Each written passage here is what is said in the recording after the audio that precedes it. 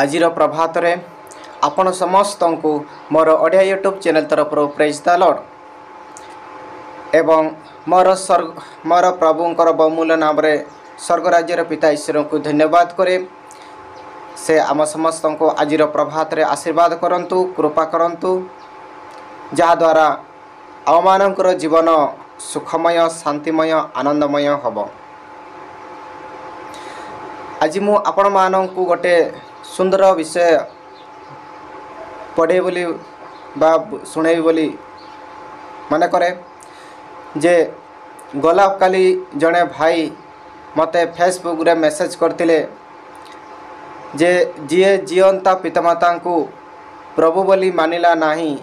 से जीशु ख्रीष्ट को विश्वास करुची एवं ताहांकर धर्म को से प्रचार करुची एवं से आउरी मध्य मेसेज करथिले बाइबल रो लेखक किए आपण कहि पारिबे कि एमिति मते प्रश्न करा जायतिला। तेणु आजिर वीडियो रे मु आपण माननकु कहिबी प्रकृत रे बाइबल कोउटु आसिला एवं सही बाइबल उपरे किए लेखिले एवं यार लेखक किए से संपर्क रे ए वीडियोटी तैयारी करछि। तेणु आपण माने जानंतु एवं आपण माने मध्य बाइबल रे लिखित वाक्य गुड़िक पढ़ला परे बाइबल प्रकृत रे कोउटु आसिला एवं किए लेखिले ताहाको आपण भल भाव बुझी पारिबे एवं जेतेडे आपण माने बाइबल रो विषय को बुझी पारिबे सेतेडे आउ जीशु ख्रीष्ट को किंबा ईश्वर को आउ निंदा करिबा को चेष्टा करिवे नाही। काहे कि ना ईश्वर निंदाकारी माननकु बा ख्रीष्ट को जो माने निंदा करिसंती से माने एह जगत रे नाहंती, से माने उत्तम जीवन पाई नाहंती। आमे जेमती आज सुंदर रूप रंग नहीं कि सुंदर आखि कान नाक एवं सुंदर शरीर ईश्वर आमको देइछंती, ईश्वर निंदाकारी माननकु से सबु दिया जाए नहीं। काहे कि ना ईश्वर से माननकु विभिन्न प्रकार क्लेश देइछंती, विभिन्न प्रकार ताड़न देइछंती, विभिन्न प्रकार जड़तार आत्मा देइछंती। किंतु मु आपण माननकु कहिबाकु चाहूँची जे आपण माने बाइबल रो विषय वस्तु को जानंतु, किंतु न जाने कि बाइबल रे लिखित वाक्य गुड़िक निंदा करंतु नहीं किंबा घृणा करंतु नहीं किंबा जे ग्रहण करुची ताकु मध्य ताड़ना करंतु नहीं। काहे कि ना हुए तो आपणक शरीर रे, आपणकर परिवार रे, आपणकर जीवन रे ईश्वर एपरि भी कार्य करदे पारंती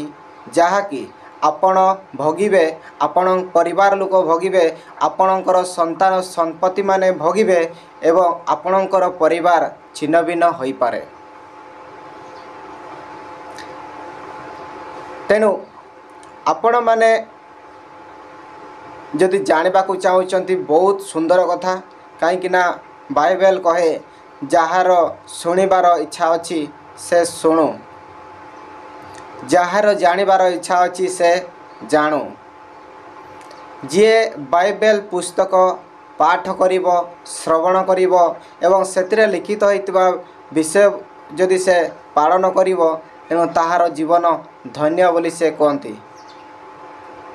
किंतु आपण माने जदि ताहा पालन करने को चाहूनाहांती, शुणिबा को चाहूनाहांती किंबा बुझिबा को चेष्टा करिनाहांती, तेणु आपण माने बाइबल रो वाक्य उपरे किंबा ईश्वरंक उपरे किंबा प्रभुंक उपरे अझता निंदा वाक्य प्रकाश करंतु नहीं किंबा कटुकथा मध्य प्रयोग करंतु नहीं। काहे कि ना ईश्वर आम माननकु प्रत्येक मुहूर्त रे प्रत्येक दिन आमको परीक्षा करितांती एवं सही परीक्षा रे विजय न हेले आमको कौन कौन सब कष्ट भोगिबा को हुए ताहा बाइबल रे स्पष्ट भाव लिखा जाइछि। किंतु जा हो मु आज आपण माननकु कहिबी प्रकृत रे बाइबल केउटु आसिला एवं सही पुस्तक को आज आमे माने अध्ययन करूछु। तेणु ताहाक मु पढ़ी की सुनाइबी एवं तापर आउ गोटे अध्यायर मध्य लिखा जाइछि तार लेखक किए, किंतु समय तो नाही एवं भिडियोटी अधिक बड़ हो तेणु ताहाक मु परवर्ती समय कहबी। तेणु आज मु कहबी प्रकृत में बाइबल कौटू आसिला से संपर्क में टिके जानि नियंतु। तेणु बाइबल रो लेखक हेउचंती ईश्वरंकर जड़े प्रेरित दूत जॉन। कहीं ना जे प्रकाशित पुस्तक जदि देखा प्रकाशित वाक्य जदि देखा 1 ରୁ 10 पर्यंत पढ़ा से आम सुंदर भाव जापर जे ईश्वरकर दूत जॉन को जो सबू कथा कही जो सबू दर्शन देइथिले एवं यही पृथ्वी पृष्ठरे परवर्ती समय रे जहाँ जहाँ सब घटवार बाकी अच्छी से संपर्क में जॉन को दर्शन देई ताहां लेखा कही एवं जॉन से समस्त विषय वस्तु को लेखिकी आज आम मान पाखक प्रेरण करी अछंती। तेणु आसंतु आमे देखिबा से प्रकाशित पुस्तक अध्याय 10 रो किछि भी वाक्य पढ़िकी जानिबा। स्वर्गदूत एवं क्षुद्र पुस्तक प्रकाशित पुस्तक अध्याय 10 1 ରୁ मु पढ़ी 11 पद पर्यंत। तत्पर मु आउ जड़े पराक्रमी दूत को स्वर्गरु अवतरण करिवार देखिली। से मेघवेष्टित ताहांकर मस्तक उपरे मेघधनु और ताहांकर मुख सूर्य सदृश और पाद अग्निस्तंभ तुल्य। 2 रे ताहांको हस्तरे गोटे मुक्त क्षुद्र पुस्तक। से अपना दक्षिण पाद समुद्र उपरे और बाम पाद पृथ्वी उपरे स्थापन करी सिंह गर्जन तुल्य अहंकार शब्द रे डाक पकाइले। से डाक पकाते सप्त मेघ गर्जन आपण आपण बाणी व्यक्त कले। सही सप्त मेघ गर्जन आपण आपण बाणी व्यक्त करते मु लेखिबाकू उद्यत हेली। सेतेबेले मु मो प्रति आकाश उक्त बाणी शुणिली। सही सप्त मेघ गर्जन जहाँ सबू व्यक्त कले से सबू गफन करी रख लेख नहीं। 5 पद। तत्परे जो दूत को मु समुद्र और पृथ्वी उपरे ठिया हेबार देखिली। से अपना दक्षिण हस्त स्वर्ग आड़े उठाई जे स्वर्ग पृथ्वी समुद्र तन्मध्यस्थ समस्त विषय सृष्टि करी अछंती सेई नित्यजीवी नाम शपथ करी कहिले आउ विडंब नाही। मात्र ईश्वरंकर द्वारा आपना दास भाववादी मानक प्रति प्रकाशित सुसंवाद अनुसार सप्तम दूत वाक्य घोषणा करिबा समय रे अर्थात जेतेबेले से तुरीध्वनि करिबाकू उद्यत हेबे सेतेबेले ईश्वरंक निगूढ़ संकल्प मध्य सफल हेब। 8 पदरे पुणी मु आकाशरू जेउ बाणी शुणिथिली ताहा पुनर्बार मो प्रति वाक्य उच्चारण करी कहिला जाओ समुद्र और पृथ्वी पर दंडायमान दूतों हस्तरे जेउ पुस्तकटी मुक्त होई रही ताहा ग्रहण कर। 9 सेतिरे मु सही दूतों निकट को जाई क्षुद्र पुस्तकटी मते देबाकू ताहांको कहली। से मते कहिले एहा नहीं भक्षण कर। यह तुम उदर को तिक्त करदेव किंतु तुम मुख को यह मधुपरी मिष्ट लागिब। 10 सेतिरे मु दूतों हस्तरु सही क्षुद्र पुस्तकटी नहीं ताहा भक्षण कली। ताहा मो मुख को मधुपरी मिष्ट लगिला किंतु ताहा भक्षण कला परे मोर उदर तिक्त हो गला। तत्परे मते कुआगला अनेक वंश अनेक जाति अनेक भाषावादी अनेक राजांकर विरुद्ध रे तुमको पुनर्बार भाववाणी कहिबाकू हेब। प्रभुंकर बहुमूल्य नाम तांकू धन्यवाद देवा। तेणु एटी आपण माने जानतु जे बाइबल कोठू आसिला। तेणु बाइबल आसिला प्रभु निजे ईश्वर निजे ए मानव जाति को बा ताहांकर दूत जहन को देइथिले एवं सही जहन ताकू भक्षण कले। भक्षण करिबा द्वारा ताहांकर पेटरे जंत्रणा हेइतिला एवं जंत्रणा हेबा परे मध्य कोन कले ताहांकर मुखरे ताहांकर आत्मिक मुहरे ईश्वरंकर सुंदर सुंदर वाक्य सबू सेठी प्रकाशित करने को लगिला एवं सही वाक्य गुड़िक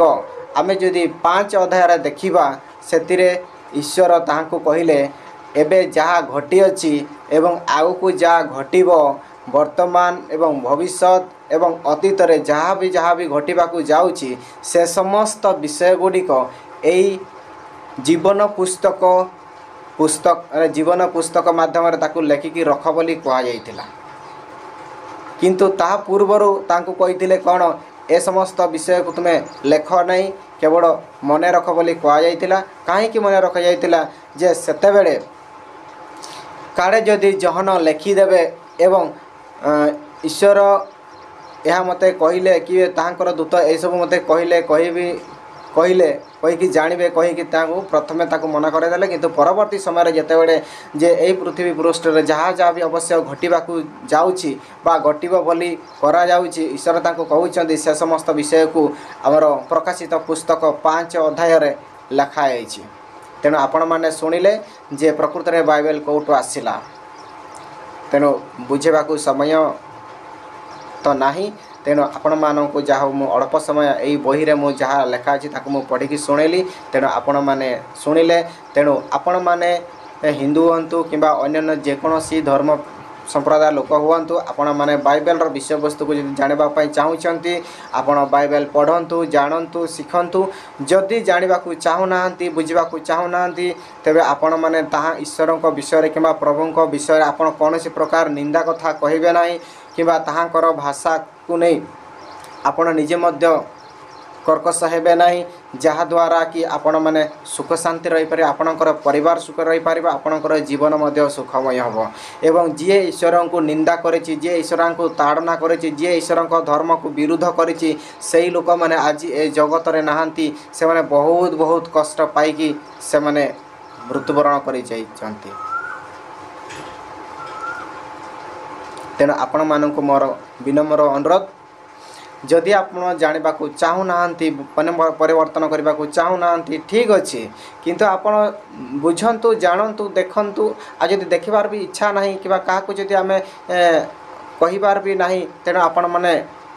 ठीक जमी थे सेमती रुहतु कहीं ईश्वरंकर वाक्य